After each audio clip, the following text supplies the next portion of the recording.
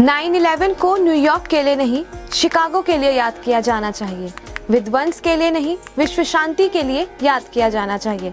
आतंकवाद के लिए नहीं, सनातन संवाद के लिए याद किया जाना चाहिए। लादेन के लिए नहीं, बल्कि नरेंद्र दत्त के लिए याद किया जाना चाहिए। नमस्कार, वॉइस ऑफ उत्तराखंड में आप सभी का स्वागत है। मैं हूं आपके साथ सुरभि गुप्ता। भारत के इतिहास में आज का दिन बहुत खास है, क्योंकि आज के ही दिन ठीक 130 साल पहले स्वामी विवेकानंद ने आर्ट इंस्टीट्यूट ऑफ शिकागो में ऐसा भाषण दिया था जिसे सुनकर तालियों से पूरा धर्म संसद गूंज उठा था।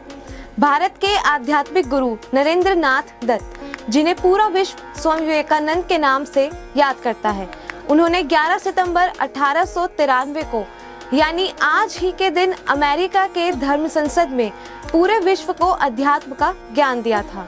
शिकागो में आयोजित धर्म संसद में स्वामी विवेकानंद का शामिल होना भारत के लिए किसी बड़ी उपलब्धि से कम नहीं था।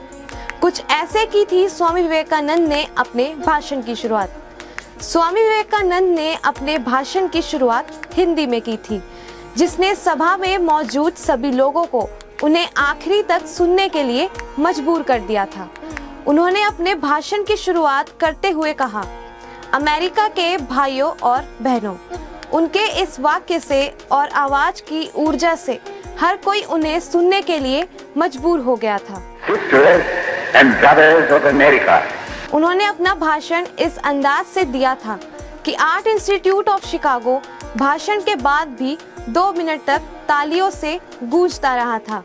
भारत के इतिहास में ये दिन गर्व और सम्मान के दौर पर दर्ज कर लिया गया।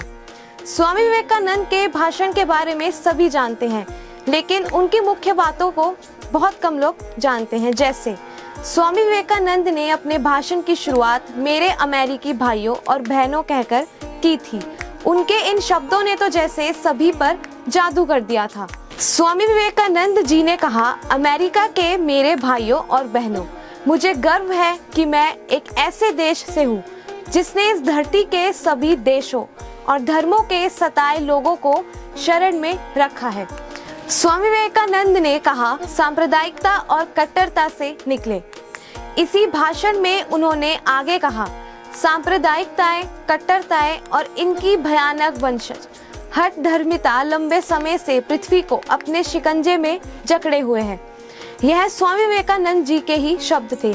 आगे उन्होंने कहा था, इन्होंने पृथ्वी को हिंसा से भर दिया है।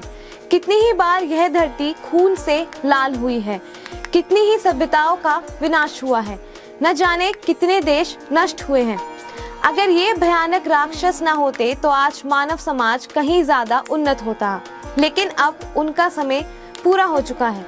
तो कुल मिलाकर यह कहा जा सकता है कि स्वामी विवेकानंद आधुनिक भारत के निर्माता थे, क्योंकि उन्होंने भारतीय स्वतंत्रता के लिए भारतवासियों के मन में अपने कार्यों के जरिए स्वाभिमान का निर्माण किया था। ऐसी ही अहम खबरों से जुड़े रहने के लिए चैनल को लाइक और सब्सक्राइब करें। धन्यवाद।